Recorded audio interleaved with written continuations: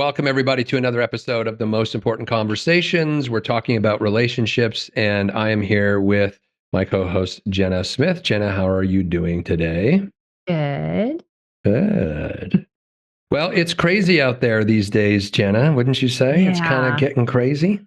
Yes. We were just talking about people being stressed out. And I personally have noticed the general public. So I work with people one-on-one, and there's sort of I'm not seeing the world out there, but when I go and do a talk or I'm just out going shopping, there's people are stressed, and people are stressed. They'll like take it out on other people. They'll be impatient. They'll be controlling. And so I'm seeing a lot of survival mechanism people is what I term it, is like you're in that survival state and you're not able to be in touch with your humanity, which is like, oh, hello, how are you? I have time.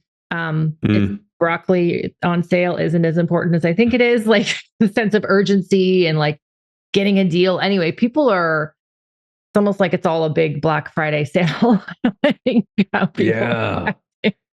Those Black Friday sales are legendary. I mean, you can find videos of the Walmart rush to the flat screen TV, right? And I mean, like, literally people beating each other trample over people. Yeah. And so it doesn't bring out the best in our human selves. So why do we go to that depth?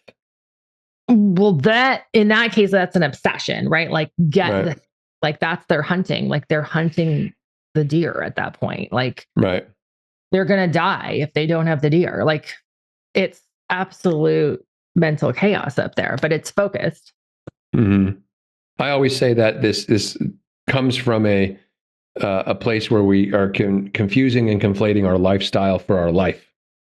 Oh, yeah. It's like our very life is at threat when it's just, you might not get the TV on sale. Yeah. Right? But that's the whole thing. It's like the belief that it's the get it at all costs and don't let other people, like that whole competition thing that feeds that. And it's crazy. I was I think I said this before, I was at the bank, and then I just kind of asked people questions about their life. And they were saying that people have never been more entitled. Like I was kind of expecting a little bit of different behaviors, but she said entitlement. I should have this. I was there for this long. You said like there's this, I deserve this as a response to the fear.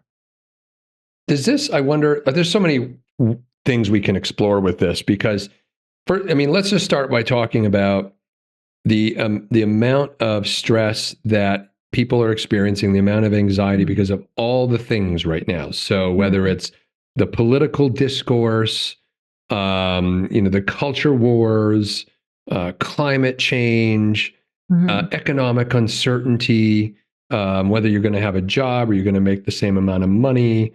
There's just, and then there's, overall health, healthcare and the health of our bodies, which as a culture is not healthy at all for them. If we were to just sort of average everyone in the Western world, at least, we're a really unhealthy bunch. We've been eating ultra processed foods. That's not good for the brain. It's not good for the our emotions, regulation. Right? Yeah. Our emotional regulation, our nervous system.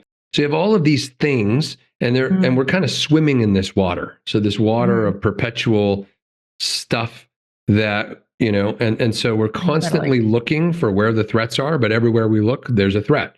And then social media and the 24-hour news cycle just sort of compounds this. Yeah. This thing you were talking about at the bank, where people feel like they're owed something, I wonder if that comes from, ironically, we're supposedly more connected than ever, but we're really more disconnected than ever, because connection is so superficial and so easy now that there's no depth to it. There's no meaning to it. There's no richness to it. And so with that, I'm wondering if that comes from a place of people not feeling seen and heard. And so like standing in the bank line, it's like, and it's not conscious. They're not like, well, no one sees me, so I'm going to make sure this bank teller sees me and respects me. Like they're not thinking that, but it's just bubbling under the surface. Everything is broken. Nothing is working. And damn it, I'm going to try to hold on to something. It's more like, and the reason we're having this conversation is because people in couples are going to it's not like it's going to be new. They would have, if you've been with somebody for a while, I would say these are people that have been in a relationship for a while that this is going to relate to. You're going to know who that person is in survival mechanism. So your survival mechanism is who you had to be to survive. So like oftentimes like mine is selfish, stingy. I have the arrogant one. Like I'm going to like be more important than you and make you feel small. But these are ways that you can start to notice, oh, when I'm acting this way, when I'm thinking these thoughts, when this feels true, I'm in my survival mechanism. I am not in the driver's seat of my most best, highest self. Like that's connected. So the reason to look at survival mechanism and to notice it in other people too isn't to point fingers and go, oh, I see that you're in your survival mechanism, because don't do that. They will hate that. Just like note, okay, I see what's happening here. But people in relationship are already doing some version of this. Oh, he's doing the thing with a thing. So I'm just going to talk to him later. We can see, but now it's like the relief or the moments where you're just in normal life are happening less and less. Like that's what I see more of. And so in the lineup, it like being seen and heard is a bit strong of a luxury at that moment emotionally. It really is the control of the seeking the control and then feeling that significance. Like everyone wants to be seen and heard, but like that temper tantrum energy, right? So different in that moment of just, I need to be in control. But yeah, underneath it all, everyone wants to be important, safe, seen, heard, acknowledged for sure. But they're not seen at all. They're just like, they're just in a little war. Well, So we're kind of setting up that this is sort of the water everyone's swimming in. And then the thing that I was asking you before we started today is then, okay, if that's the water we're swimming in as a society, where our survival mechanism is sort of running the show and being activated, then you take that home. Yeah. Or you take that into your relationship, right? Even if you're not living with the person, but maybe you're in a long-term relationship, you're dating, it's like that old saying, we always hurt the people that we care about the most. Yeah. And that's always confounded me. I don't understand why we do that, but I think there's probably many reasons, but I would guess that, well, we feel because we know this person and we know how to push their buttons and they're there, and it's someone that we can kind of take out all of this stuff that we've been suppressing, repressing. We can't control the economy. We can't control, the climate change. We can't control a lot of these things that are giving us stress, but we can channel it and target it. And it just so happens that the people that we're living with or in relationship with usually end up being the brunt of it. It's a very odd thing. But it happens, and it's so common. Yeah, it has as if you think it has a lot to do with proximity. Like you're just a law of averages. You're around with someone long enough, and the pets will see it too, right? So it's going to come out on the pet as well. Like whatever is closest. Yeah. But when somebody feels that helpless, it's going to kick up their old wounds if there have been on like unworthy, unlovable, and so then they're blaming and complaining, and it's you. And again, that is still sort of an entitlement energy of like, I'm right, you're wrong. But the person's there. They're there to take it out so that you can feel like better because you just dumped it all on them. And for the most part, the other part of that is they'll stay with you. And people will have tested this at some other point in a smaller way, like a little temperature from at the grocery store. And no one leaves. Yeah. And they don't leave. And so we're always testing everybody. Yeah. Was that too much? Did I say something too philosophical? Oh my God. Am I too much? Like we're always figuring it out. I know I'm too much. I always get the I'm too much. What do you mean, Chad? Yeah, always. I remember one time this friend was over visiting us, and I'm trying to basically like not be too much anymore. And she's like, oh, so what are you up to? And so I said to her, I said, you don't really want to know. I actually know you don't want to know, because if I start this train and I'm going to go deep, and you're going to like tune out within 2 minutes. You're going to want out off the train. And you're going to want off the train. So let's just not start the train. And then she got offended by that. It's like, because you're basically saying she's unable to handle what you're saying. Well, I know. Listen, I'm just saying I'm too much and you can't handle it. Yeah. You can't handle. I'm Jack Nicholson, right? You can't handle the truth. Yep. Yeah. Anyway. Of what you're up to. Yeah, what I'm up to. Yeah. Let's just not start. Yeah. So But for most people in a relationship perspective, like, I mean, the advice, we're going to get to the advice section, but the advice is to know your survival mechanism. Like, get curious when you really lose it. These are the the language people use. They lose it. mhm. Who is that? Why is that person losing it? What do they want? Like, again, we're getting to a place of curiosity. Not everybody has the mental, emotional luxury of that if they haven't worked on it. Like, to try to attain a curious mind, I think, without, I don't know, but try it. Like, try to just be curious. Why am I acting this way? But when I work with clients, it's like, we want to know who you're being when you're in survival. So, like, start to notice it like an anthropologist. Like, okay, I am sleepy. So, like, if this thing isn't on sale, like, I'll get really like, or if I I just notice some things that I do, and it isn't about fault finding. It's so that when you start pinning it on your partner, then you can go, oh, I'm in the thing. I'm doing the thing, and I'm in the thing. And equally, the other partner, when either person's in survival mechanism, you didn't say you're in survival mechanism, we need to do this.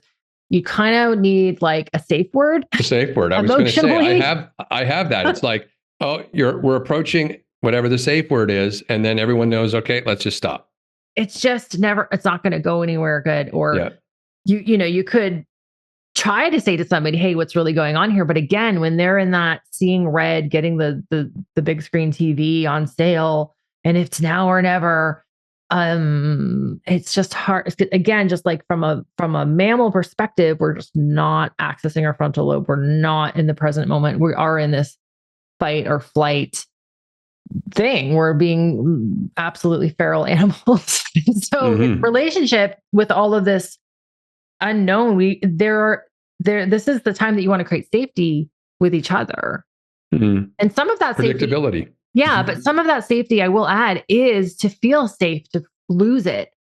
If you feel like you need to lose it, but don't blame. So like, I really need to get some stuff off my chest. Start to be self-responsible. Like, yeah, I do have all of this frustration, and no. Like, you can take the opportunity of partnership to strengthen where you feel weak. Yeah.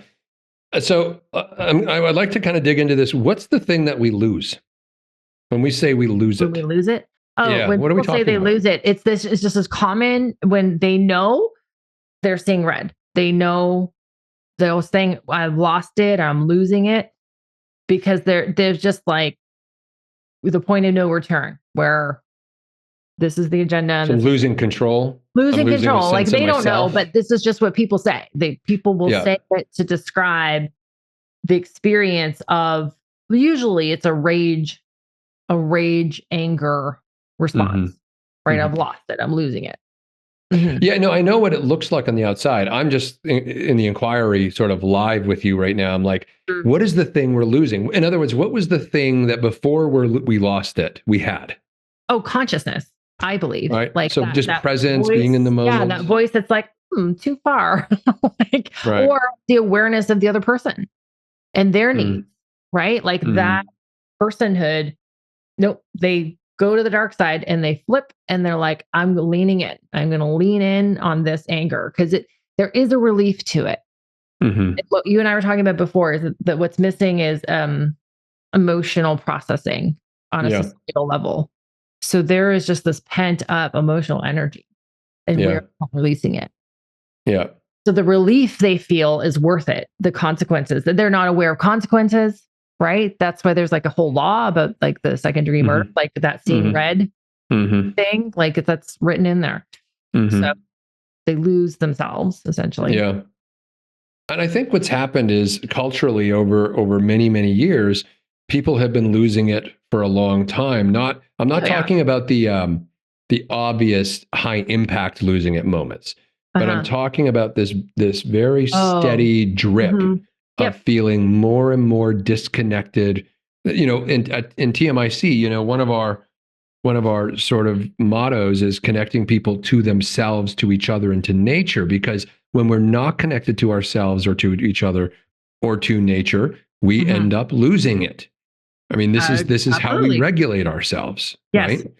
And I feel like these sort of flashpoint moments that we're talking about right now are you know, they're kind of the obvious stuff, but the more nefarious stuff, I think, is this constant chronic state of anxiety and lack of safety and lack of being able to connect to ourselves, each other, and the natural environment. I mean, we've done so much damage as a society by trying to control nature, trying to fence it in, trying to bend it to our will, and no longer see that we're integrated with it and part of it. That was the first offense. And then once it was just us now against nature, then we started, as a culture, as a society, as a community, we started to fragment. And sort of that train of separation, that train of defining, quantifying, limiting and shrinking life into the smallest possible bubble. I mean, now we're just in our houses or apartments or wherever we live, and most of our interaction is mediated through social media and a screen. Look how small we've crunched ourselves into a box. No wonder people are exploding. Yeah, they're losing touch. Yeah, and there's no place to just stop, and most people have to get sick, or like it has to get really emotionally volatile, or like they are going to lose their partner and it's important to them. They want to keep the family together. Like something has to break. This, right? Like something has to kind of break, and they're like, oh, I'm willing to do something different now. But what we're talking about also is to have some compassion for that, because societally, we're in a very, very unhealthy situation of like lack of resources. People are doing more therapy, more like breath work. People are doing all these things, but they're still not quite getting at. They're not getting to the root. Being good at the root, but also being resourced enough to deal with everything that's coming at them because of that. Like they don't have access to who they really are. And if they did, I mean, a lot of things would change. But from to make this more relevant to the now, like the people, we've been slowly losing it and tolerating it for sure. But we can start to take these small tips to come back faster. And that's kind of my goal with people. It's like, okay, I'm impatient. I'm this, I'm that. Who do I really want to be? Right. And then we always look at that question. Like I've given this to people who've never done therapy before and never done transformational work, but they're like, they've never thought of it before. Like, yeah, it's amazing. They're trying to fix that. Oh, I have a rage problem. It's like, okay, well, who do you want to be? Oh, you mean to get to choose? Someone without a rage problem. Okay, who's that? And what would they do? And how would you know before you start to see red? Oh, well, I start to feel this in my stomach. Oh, well, I start to, and then like all the information's there. Yeah. But again, we're not taught this. We're hoping to change that. But so it's like, if people are going through this, like don't feel shamey about it. Like you're going to feel some natural shame and guilt if you're offloading on people, but also make sure to add some, wow, we're all in this together. A lot of people are not dealing with this very well, and we're not given the tools. So if you're like having a hard time in your relationship, like at least you can come at it together and deal with the problem as a relationship, as a couple, versus at each other. Like I think that's the big goal of today, is to say, hey, a lot's going on. If you guys are attacking each other and that's the outlet. That potentially reel it in and look at the problem collectively together. Yeah. So let's move to some of the sort of advice of some things that people can take away and apply to their life. And specifically, I'm going to ask you, for example, and you were kind of going there just a second ago, what would you recommend to people for how they can go within to listen, observe, and watch for those triggers, those moments where they can start to identify, oh, when I feel like this, or I'm thinking this, or this happens, I know the train's about to go. Right. I would start small. Like, so, I mean, start by starting to feel your body. So some people don't even feel their body. So a lot of time when I first work, they've done yoga, they've done this, but I'm like, okay, feel your left calf. And they think about it. They don't actually feel it. So I would start with, as silly as it might seem, like you got to connect your body, bring your consciousness to your body intentionally. So feel your body in general. Actually, you should be doing that all the time, not just to go pee. But then then you'll get the cues. Okay. Because a lot of that anger is going to show up physiologically. It's going to show up in a sensory way. Or it'll show up like the jaw will tighten. So I would say the thing is, you're going to have to go work backwards after you lose it.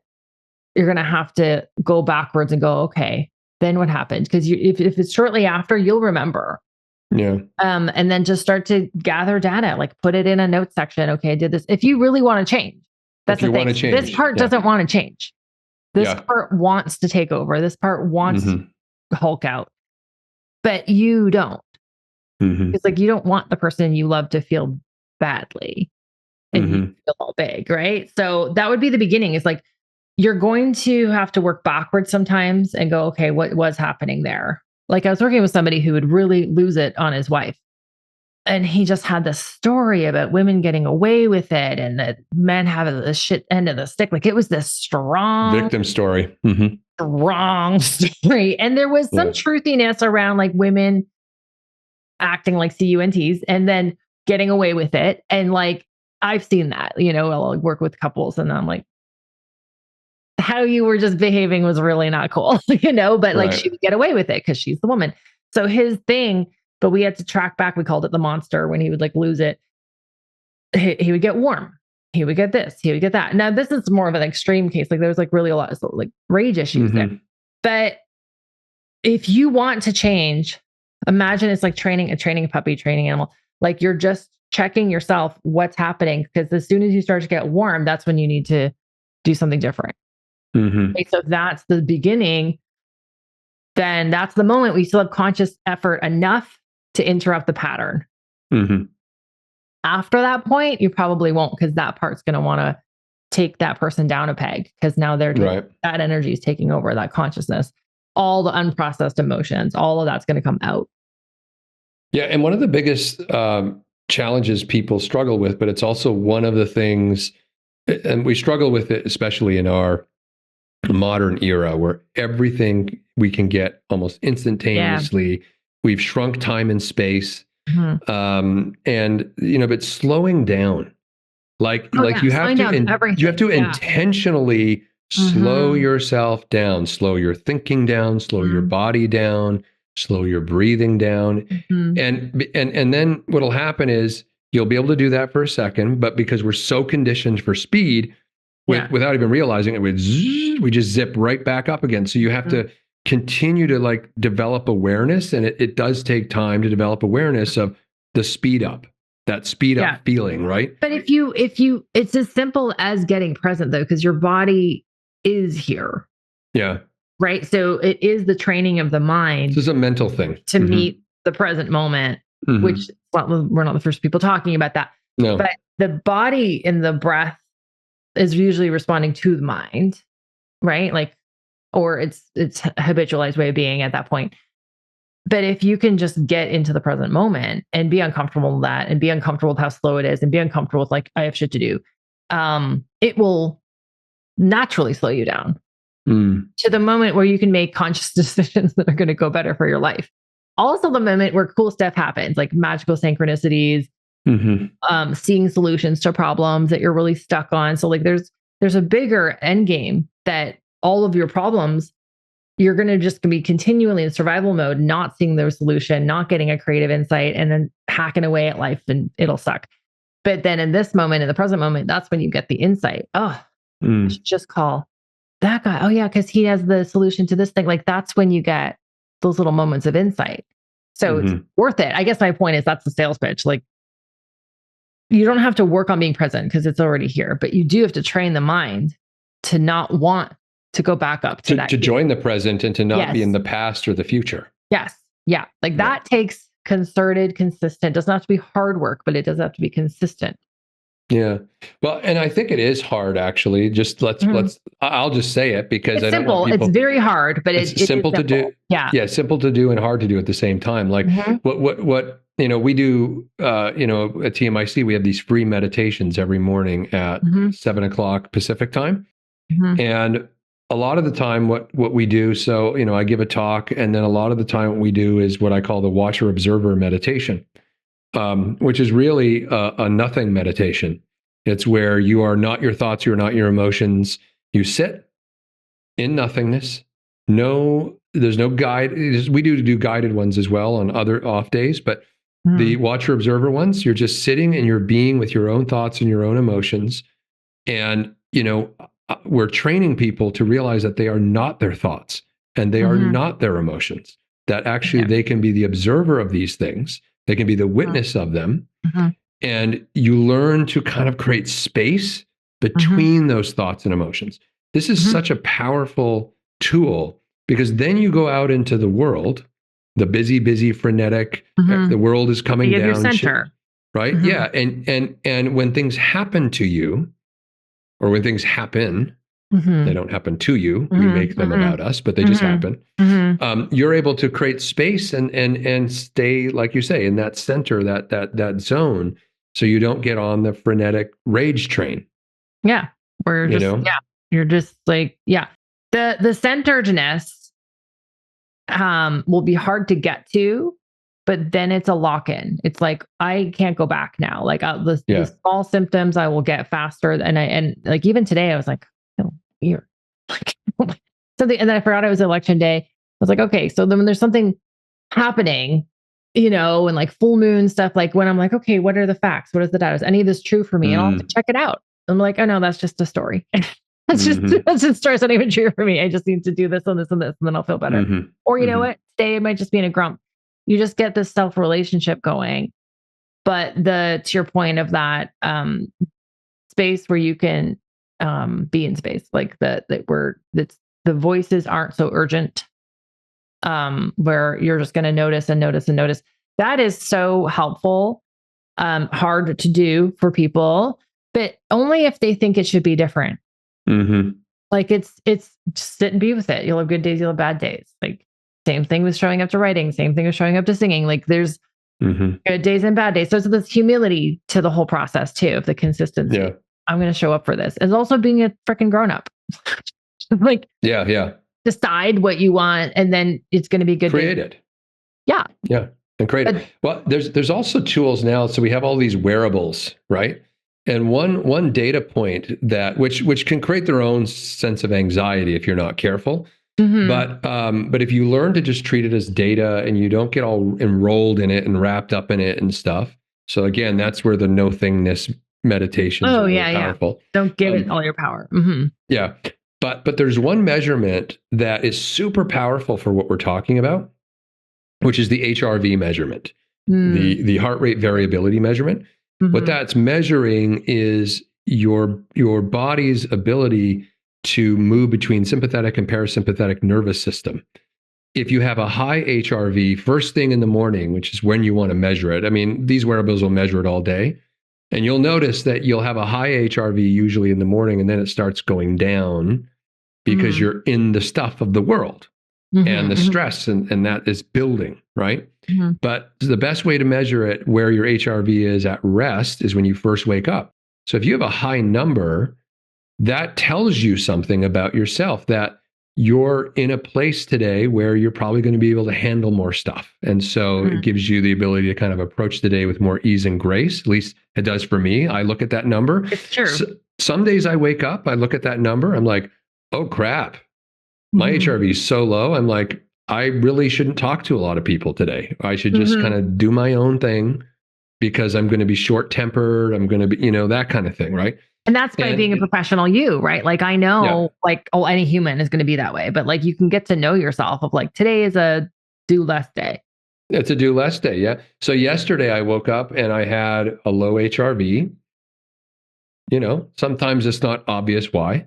Right. And so I just decided to hang out and relax and read. And I put on, classical music and jazz, and I was just reading, and I had the incense and Tara was asking me, do you want to go do this? And the answer was no, don't want to, because I know if I do that. So she just went and did her thing. Right. Yeah.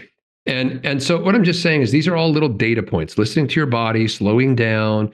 We have these wearables. The HRV is a measure. You combine all these. Yeah. And you just said that, like, you also don't have to do everything together. Yeah. So like, if like, don't take it personally if someone's like, hey, I need to like opt out of this, right? The language I use. And so it's like, okay, that's not for me. Yeah. It's not for you. It's not like I don't want to go hang out with you. Taking things personally is a good sign that you're in it. Also, um, let each other do that. But yeah, for mine, I do use the Fitbit, and I know like I have my friends that are like, don't keep that stuff on your body, blah, blah, blah. And I'm like, yeah, it really helps me though. Cause when I know how Yeah, it much does sleep I me. get, and I know this and I know that, and then, or if I did get enough sleep and it's just the little asshole in my mind is saying, you didn't sleep enough. I was like, You no, know, it's the I did. asshole. Yeah. Like, I did. Shut up. Let's go. Yeah. like, Yeah, exactly. like, Yeah. but then there are days where you are like slower and you just need to be slower. But Yeah. sometimes it's resistance. And so I think life gonna keep increasing the challenges if you're living alive with aliveness, there's gonna be some increase in challenge. Um, so you're always gonna be up against this. It's like you want to get really good at knowing yourself. So that as the challenges come, you're like, oh yeah, this voice is coming up again. Like you're coming up against another growth edge when all of the old voices seem true again. Yeah. And so, and again, that's part of just noticing, right? So I'd write them down because you're going to forget. Yeah. Like this part of you doesn't want you to know. So, But I think rule number one, just to bring it all home as well, though, is to take responsibility for yourself. And this is what so many people don't want to do. no. It's like, you made me do this, or I did this because of this situation, right? So we have an enormous victim mentality out there right now where I'm in reaction to other people and other circumstances, and I have no powers. That's why I'm so angry, and that's why I'm reacting. And I guess what we're encouraging people to do through this dialogue, including and beginning probably with your relationships, is your partner didn't make you do anything and you didn't make them do anything. I always tell, like I tell my kids all the time, you are not responsible for other people's emotional state. That's their responsibility. Yeah. That doesn't mean that you are not responsible for being a jerk or not. Sometimes that's your responsibility, but that didn't make them do anything. Because, some people can be jerks to people where there's no relationship or rapport and they don't care. They just slides off their back. It doesn't bother them, right? They're not in reaction to it. So the point is, I guess, is step one on this journey. If you're going to improve your relationships, if you're going to improve how you feel in life and not be in reaction, you're going to have to look in the mirror and say, I'm going to take responsibility for my thoughts and for my emotions, and it's no one else's fault. If you can't even do that, then all the other advice we gave is not going to be helpful. But if you start with that, it all starts with that, the ability to look at yourself, because who do I want to be? And then you get to decide that once you get back in the driver's seat, and to not get all faulty with yourself either. Don't start beating yourself up either. Just start now. Okay. Okay. Make incremental change. Okay, great. But yeah, responsibility is huge without feeling like the term responsibility. When I first heard that, blame. Yeah. When I heard that in my 20s, blame. it felt really heavy. Yeah. Like responsibility, but it's actually light. It's like my ability to respond, right? My ability to be back in the driver's seat as a creator, as someone who's at the choice point, who can make changes, who can bring safety. Yeah. That absolutely would be the starting point. Yeah. All right, everybody. Well, hopefully this has been helpful. We want you to be responsible. It sounds weird, but we want you to be. We want you to have the ability that face, to. Though, Chad, you look very serious. We want you to be. Okay, make your bed. We want you to have the ability to respond to life as a creator of your life. And if you don't take the ability to respond seriously, you're going to be in constant victim reactivity to everything that is happening. And you're going to say it's happening to you when it's actually just happening. And it can destroy your relationships entirely. Like if you're blame, and you're never taking responsibility for a wound that's yours, that person could never solve or fix, and nothing they ever do will make it better. Like that's just toxic after a while. Totally. All right. Well, this has been a great deep dive into how do Some light conversation. Yeah. Well, listen, we have lots of light conversation too. We'll talk about some other light stuff next time out there. We need it. We need some light stuff. Anyway, everyone, thanks for joining us on this episode of the Most Important Conversations. If you want assistance with any of this, Jenna is standing by. You can go to jennasmithcoaching.com, or you can find her on our website. And then we have Whole Life Architecture as a program, which takes you into a much more, it's actually a great 1-2 punch, Jenna, for them to work with you on a one-on-one, and then to be in the group and the community setting with Whole Life Architecture, where they're actively creating who they want to be in the world, and having the support and the community effect of it. So these two things actually work really well. So if that interests you, check out both of our websites. And other than that, we will see you on the next episode. Thanks, everyone. That concludes this episode of the Most Important Conversations. This in-depth conversation could set you on the path to self-improvement, which is essential if you want to be an effective leader and take meaningful action in your life. If you enjoyed this episode and want more of these stimulating discussions, you can find them at tmicglobal.com. Remember, the world is at a crossroads right now. You can't afford to waste this opportunity to take charge of your life, build meaningful relationships with others, and co-create a brighter tomorrow. Thank you for listening. See you on the next one.